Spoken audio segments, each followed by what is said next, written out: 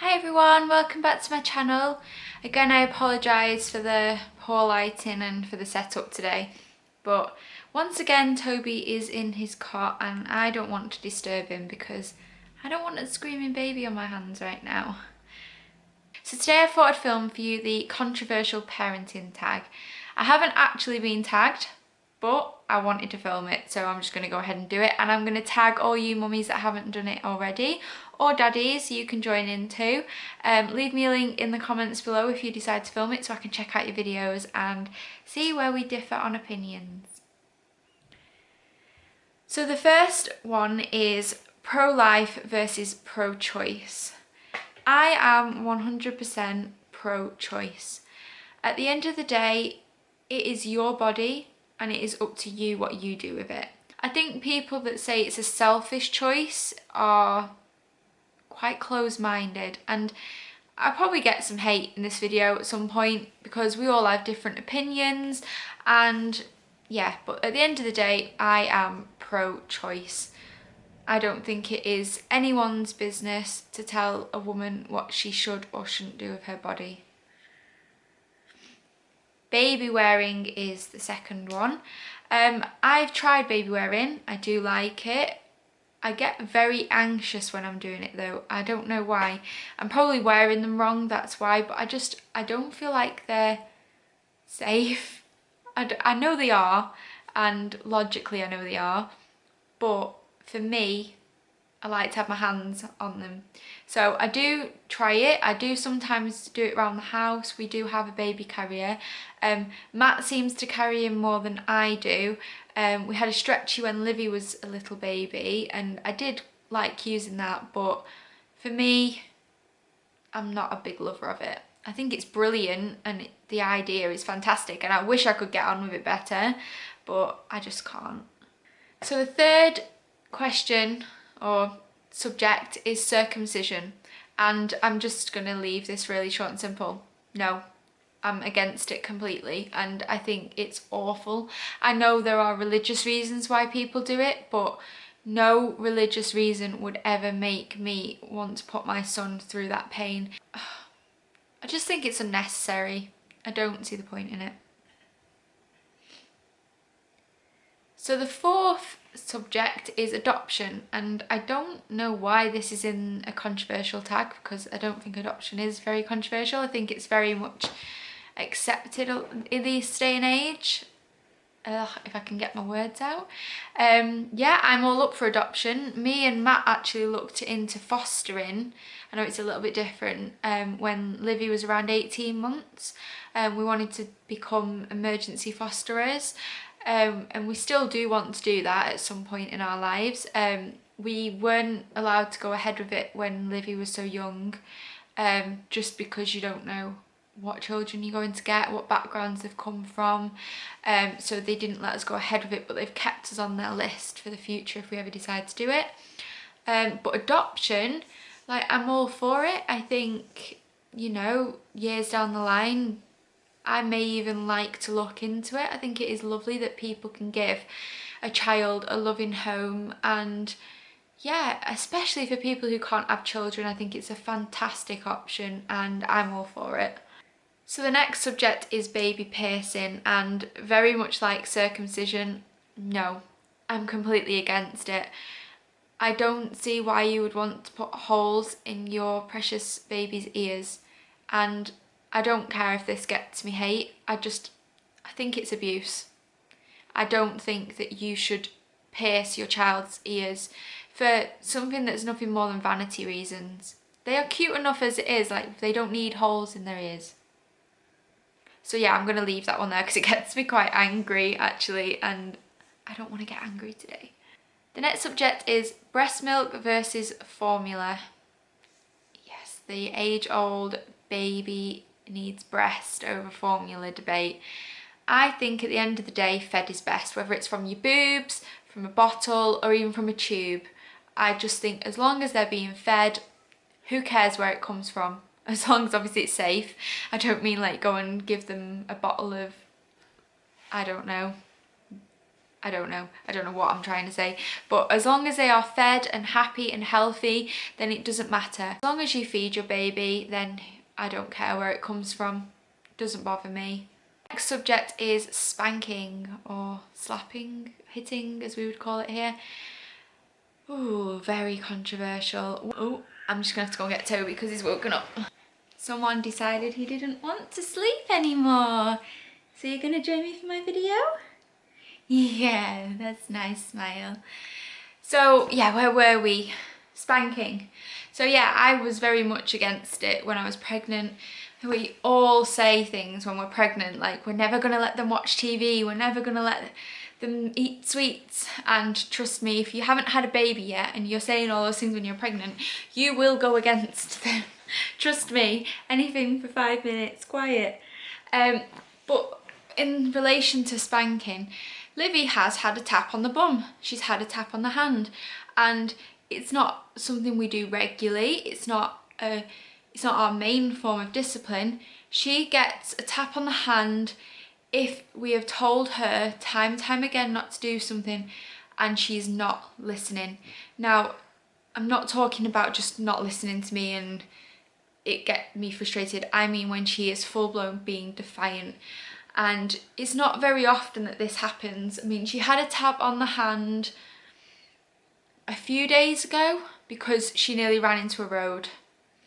I'm sorry, but if shock of her getting a tap on the hand makes her realise that she's not to do that, I'm going to do it. And it works. Before that, she hadn't had a tap on the hand for months and months. And I'm not saying that just to try and make me look good. I don't care if I look good to people. I'm a real mum at the end of the day. I have real emotions. But yeah, so I think if it gets to the point where you are hitting them, I say hitting, like smacking them all the time, and that is your main form of punishment, it's obviously not working and you need to look at other avenues. But I think if you're using it for when they are in danger as a shock method, fair enough. And yeah, I'm not gonna carry on rambling about it because you'll all get bored. Next one is co-sleeping. Now we've done it very differently for both our children. Livy we co-slept with all the time. We tried her in a Moses basket and she hated it.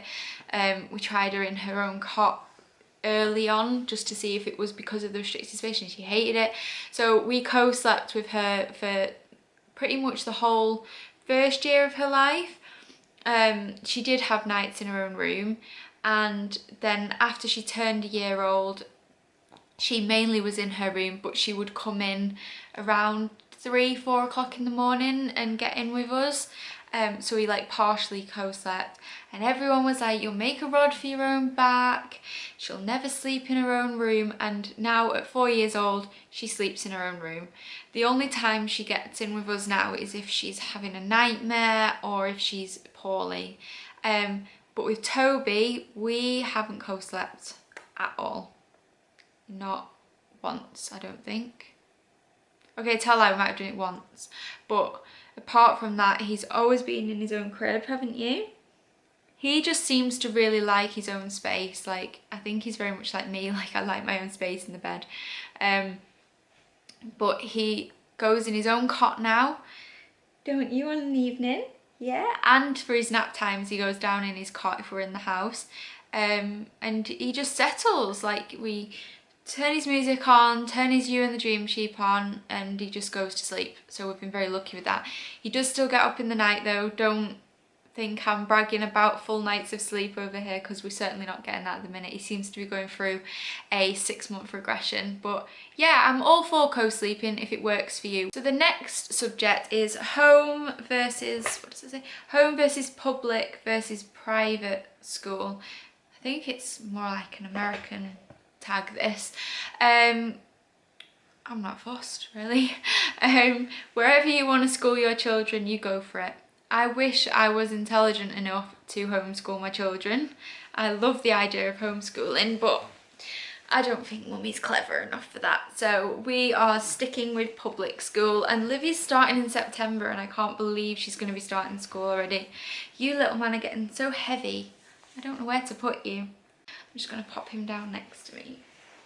The next subject is vaccinations, and again, I keep saying this, I'm going to keep it short and sweet, but then I end up waffling, so I don't know why I keep saying it.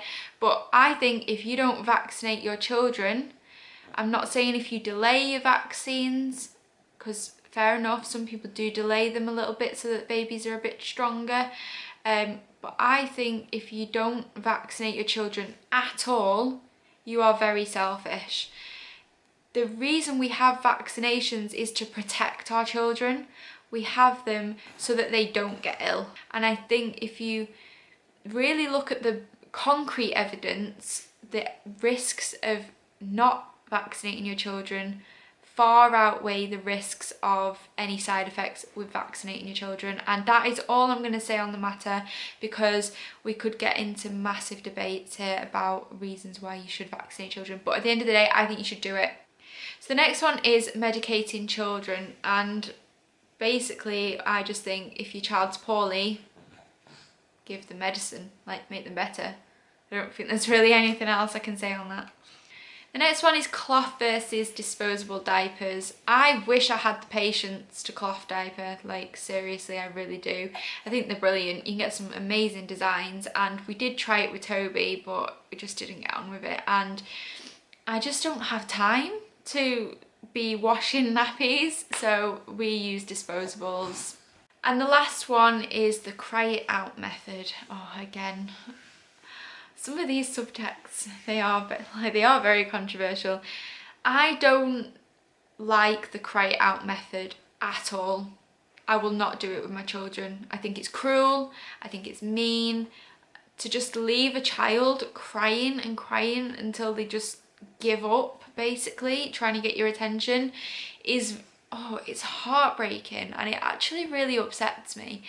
Now, people get controlled crying confused with, people get cry it out method confused with controlled crying, and controlled crying has a time and a place, I think. We did a little bit of controlled crying with Livy, cheeky boy, but not until she was nearly 3 years old, and that's because we had the regression of her wanting to sleep in our bed.